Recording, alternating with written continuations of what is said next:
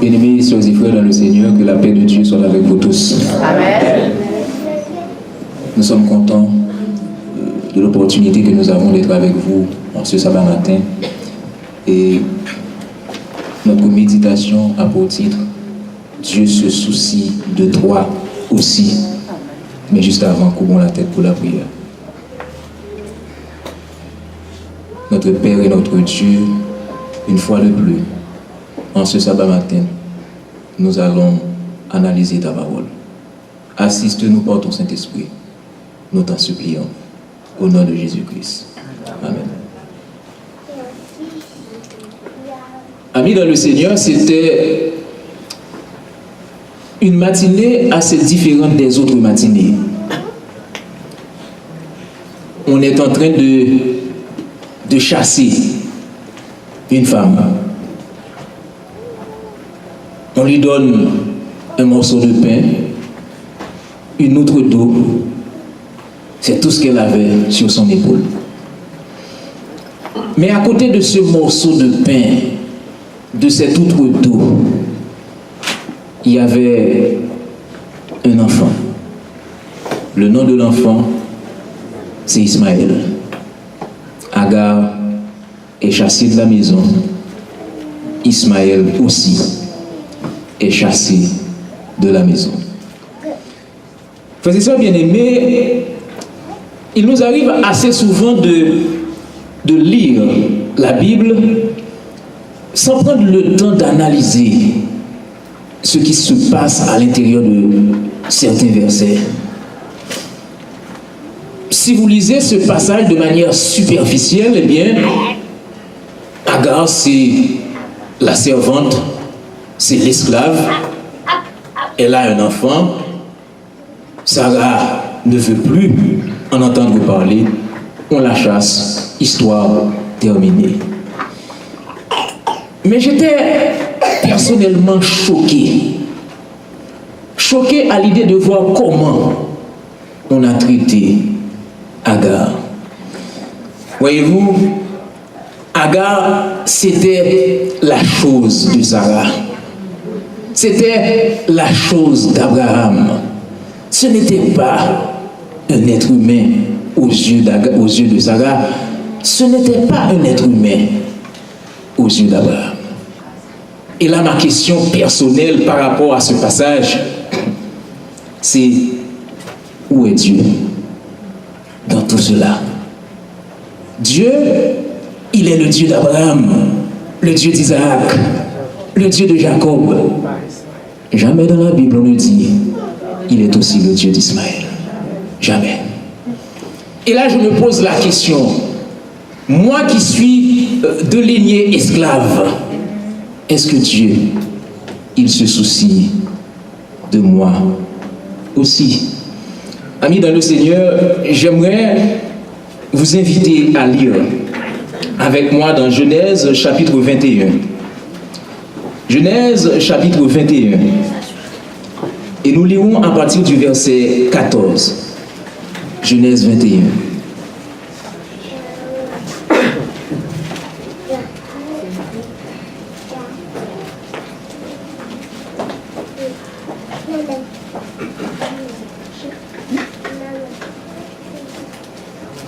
Lisons ensemble, chers amis, que dit le texte. Abraham se leva de bon matin, il prit du pain, une outre d'eau, qu'il donna à Agar et plaça sur son lit. Il lui remit aussi l'enfant et la renvoya. Elle s'en alla et s'égara dans le désert de Beersheba. Amis dans le Seigneur, Ismaël, c'est là à peu près. Ismaël, c'est l'illusion de la réalisation de la promesse de Dieu. Ismaël, c'est une déception. Ismaël, c'est le résultat d'un projet ambitieux, planifié par Sarah elle-même. Voyez-vous, Sarah est la tête pensante. C'est Sarah qui se présente vers son mari et qui lui dit « Va vers la servante ». Abraham, lui, a été celui qui va exécuter l'ordre de sa femme, Sarah. Alors, Sarah parle, Abraham entend, Abraham écoute et Abraham met en pratique la parole de Sarah. Je vous invite à lire cela avec moi dans Genèse chapitre 16, le verset 12.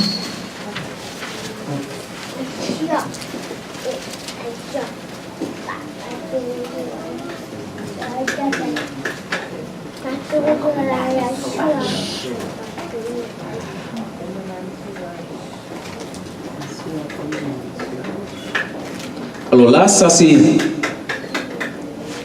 Nous allons lire au verset 1er au verset 2. Genèse chapitre 16, verset 1er et 2. Lisons ensemble. Sarai, femme d'Abraham, ne lui avait point donné d'enfant. Elle avait une servante égyptienne nommée Agar. Et Sarai dit à Abraham, voici l'Éternel m'a rendu stérile. Viens, je te prie, vers ma servante, peut-être aurais-je par elle des enfants. Et que dit le texte, chers amis? Abraham écouta la voix de Sarai. Verset 3. Alors Sarai, femme d'Abraham, prit Agar, l'Égyptienne, sa servante, et la donna pour femme à Abraham, son mari, après qu'Abraham eut habité 10 années dans le pays de Canaan. Que dit le texte, chers amis? Sarai, femme d'Abraham, prit Agar, l'Égyptienne, sa servante, et la donna pour femme à qui? Abraham. Maintenant, je ne comprends pas. Genèse chapitre 21. Lisons ensemble Genèse chapitre 21.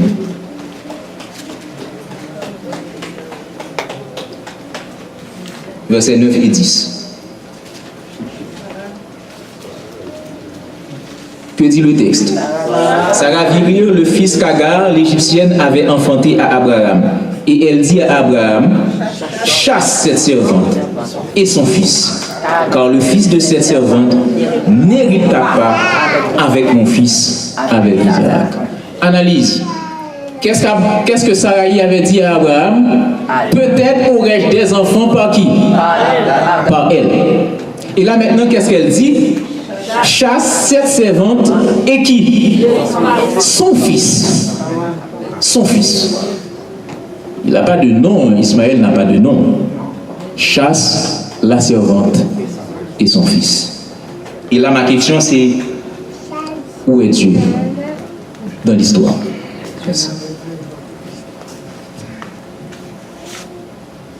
Est-ce que Dieu avait accepté ce projet?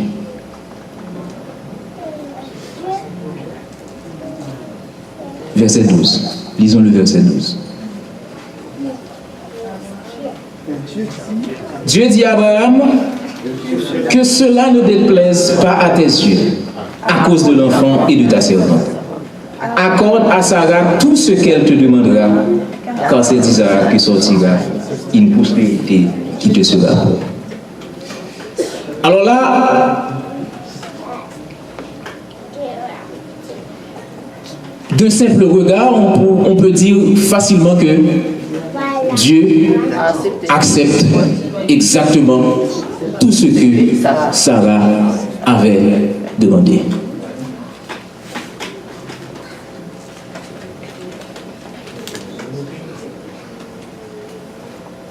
Mais il y a quelque chose qui cloche dans le passage, c'est que l'Éternel avait déjà dit à Abraham qu'il aura un fils avec sa femme. C'est quand même curieux que le texte nous dit que Abraham écouta la voix de sa femme. Maintenant, au moment où Agar va être enceinte, Sarah va se sentir méprisée à cause de la présence d'Agar et de son comportement. Le problème, premier problème, quand on méprise la parole de Dieu, vous allez être méprisé vous-même. Quand on a de la difficulté à écouter la voix de Dieu, à écouter sa parole, eh bien, vous allez faire face à beaucoup de difficultés. Abraham entend sa femme, Abraham écoute sa femme et Abraham met en application les paroles de sa femme. Maintenant, qu'est-ce qui se passe? C'est que quand sa femme dit chasse la servante, Dieu accorde à la femme ce qu'elle avait demandé.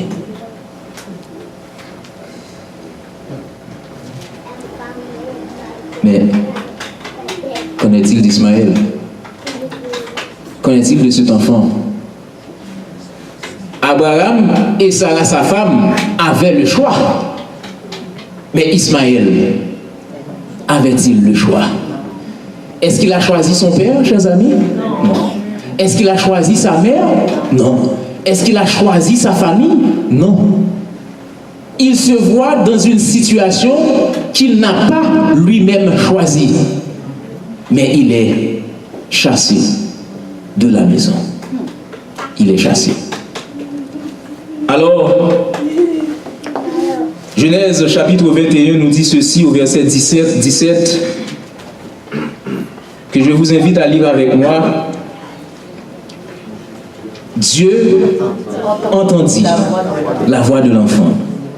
Et l'ange de Dieu appela du ciel Agar et lui dit: qu'as-tu fait? Qu'as-tu, Agar? Ne crains pas, point, car Dieu a entendu la voix de l'enfant dans le lieu où il est, béni soit l'Éternel. Chers amis, il y a quelque chose qui pourrait déranger dans le texte, c'est que Agar avait dit: je ne peux pas voir mourir mon fils. Elle s'est mise à l'écart et elle a commencé à pleurer.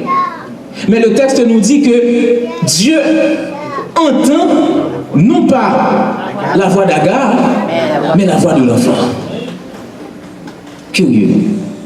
Ce n'est pas la voix d'Agar que Dieu entend, mais c'est la voix de l'enfant. La voix de celui qui n'a pas choisi sa situation. La voix de celui qui se retrouve dans cette famille humiliée. Pourquoi? Parce qu'il est l'enfant d'un esclave. Il n'a pas de nom. C'est le fils de l'Égyptienne. C'est le fils de l'esclave. Mais malgré tout, Dieu peut entendre la voix de l'enfant de l'esclave.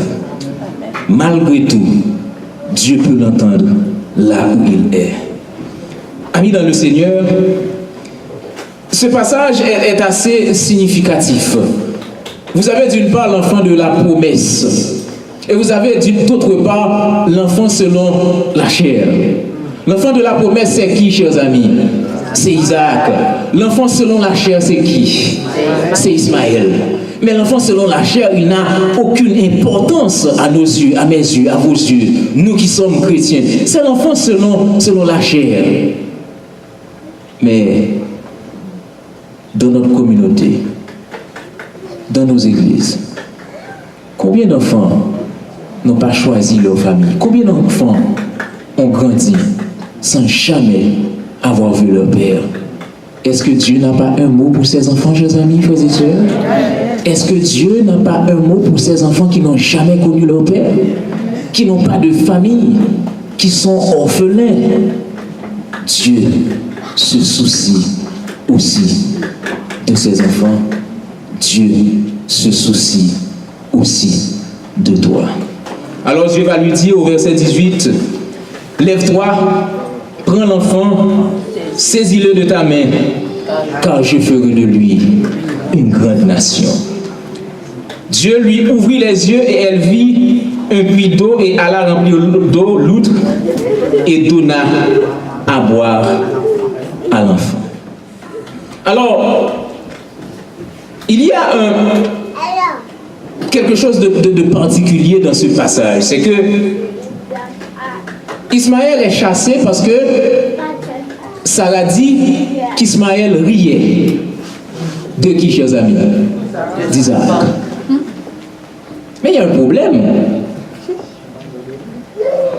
Quand Dieu avait annoncé à Sarah qu'elle allait avoir un enfant, quelle a été sa réaction, chers amis? Elle avait ri. Quand Dieu a annoncé à Abraham, tu vas avoir un enfant, qu'est-ce qu'Abraham a fait, chers amis? Il a ri. Et lors de la naissance de l'enfant, le nom de l'enfant signifie quoi? Rire. Et c'est ce que Sarah elle-même avait dit. Mes amis vont rire de moi parce que j'ai eu un enfant dans un âge très avancé. Mais pourquoi Ismaël est chassé, chers amis? Parce qu'Ismaël a ri. Alors, Abraham a le droit de rire. Agar, alors Sarah a le droit de rire. Mais Ismaël, non, tu n'as pas ce droit. Parce que tu es le fils d'un esclave. Voilà tout ce que tu es. Alors, Dieu avait dit quelque chose d'intéressant à Agar. C'est dans Genèse chapitre 16 que je vous invite à lire. Genèse chapitre 16.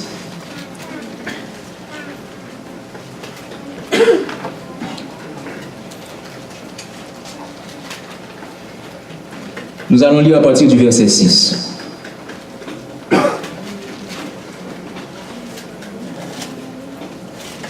Ensemble? Abraham répondit à Sarai, voici ta servante est en ton pouvoir, agis à son égard comme tu le trouveras bon. Alors Sarai la maltraita et Agar s'enfuit loin d'elle. L'ange de l'Éternel la trouva près d'une source d'eau dans le désert, près de la source qui est sur le chemin de Shur. Il dit, Agar, servante de Sarai, d'où viens-tu et où vas-tu? Et elle répondit, je fus loin de Sarai, ma maîtresse. L'ange de l'Éternel lui dit, retourne vers ta maîtresse et humilie-toi sous sa main. Verset 10. L'ange de l'Éternel lui dit, je multiplierai ta postérité et elle sera si nombreuse qu'on ne pourra la compter. L'ange de l'Éternel lui dit, voici tu es enceinte et tu enfanteras un fils à qui tu donneras le nom d'Ismaël, car l'Éternel t'a entendu dans ton affliction. Amen. Que signifie Ismaël, chers amis? L'Éternel a entendu. L'Éternel t'a entendu dans ton affliction. L'Éternel t'a entendu dans ton humiliation. L'Éternel t'a entendu dans tes souffrances, dans tes situations difficiles, compliquées. L'Éternel t'a entendu. Abraham ne peut pas t'entendre. Sarah ne peut pas t'entendre. Les autres qui sont autour de toi ne peuvent pas t'entendre, ne peuvent pas te comprendre. Mais sache ce matin que l'Éternel t'a entendu et il a compris ta situation. Alors, je trouve ça assez curieux que l'ange de l'Éternel qui s'adresse à l'Égyptienne.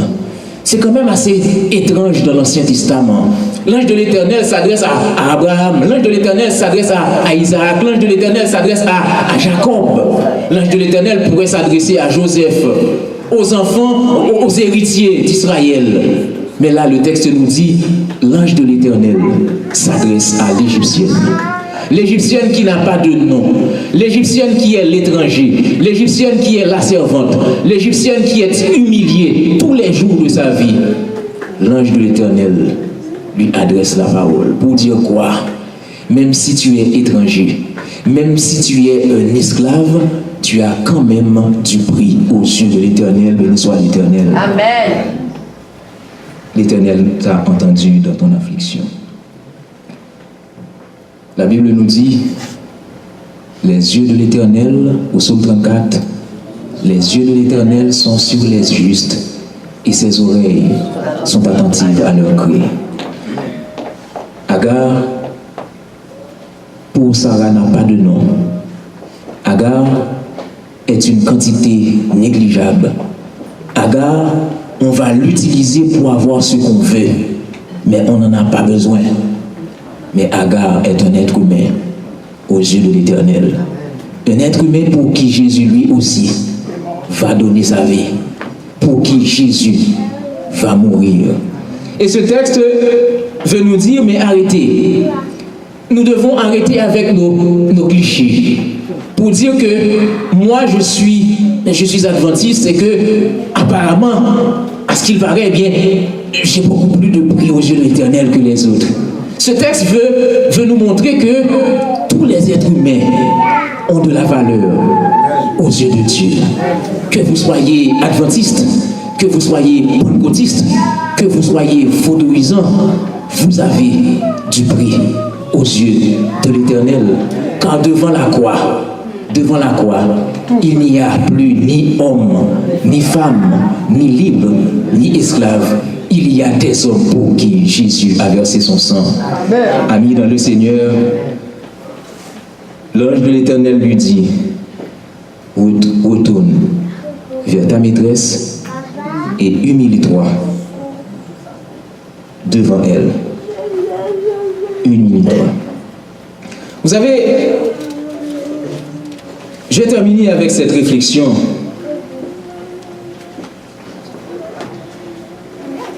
Agar est en train de pleurer dans le désert.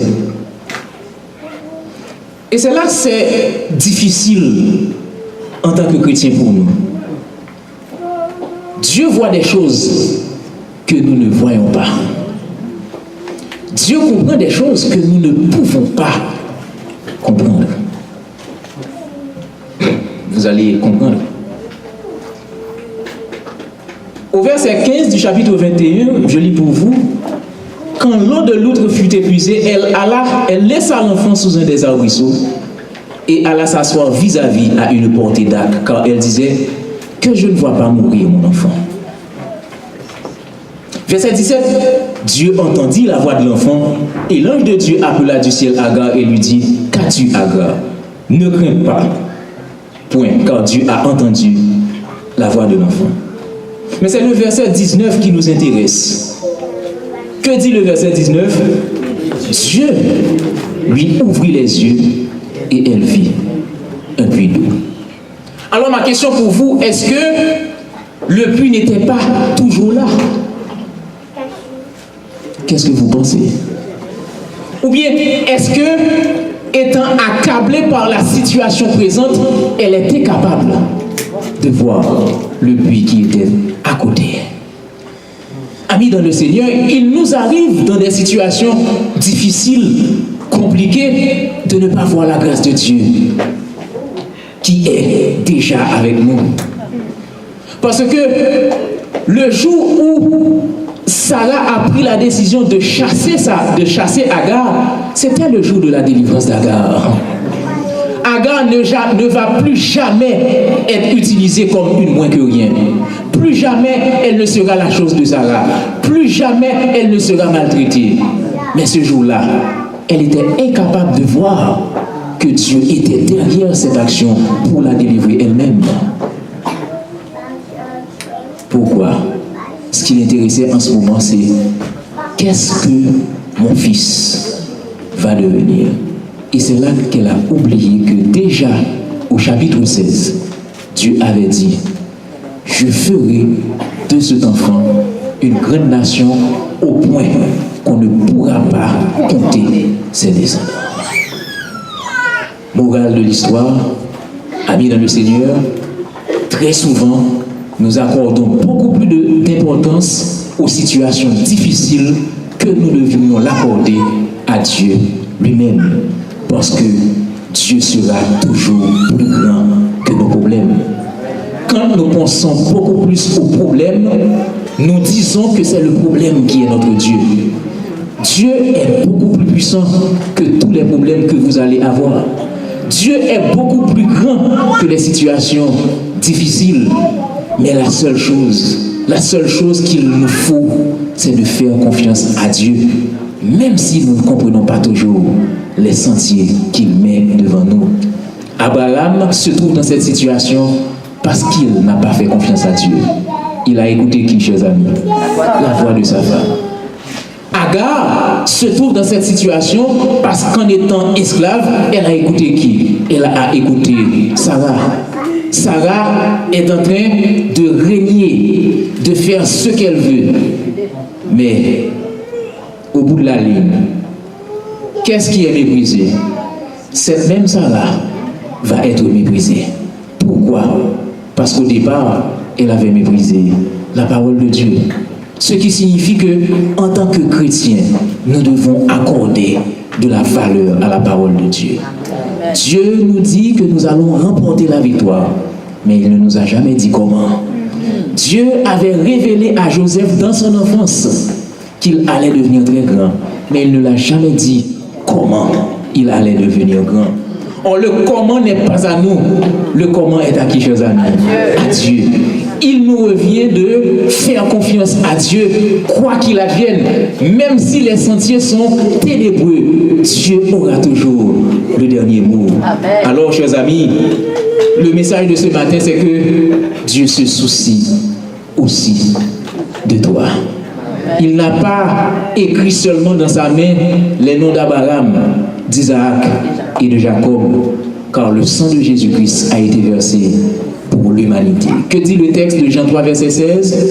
Car Dieu a tant aimé le monde qu'il a donné son Fils unique, afin que quiconque, le texte ne dit pas afin que le juif, le texte me dit afin que quiconque croit en lui ne périsse point, mais qu'il ait la vie éternelle.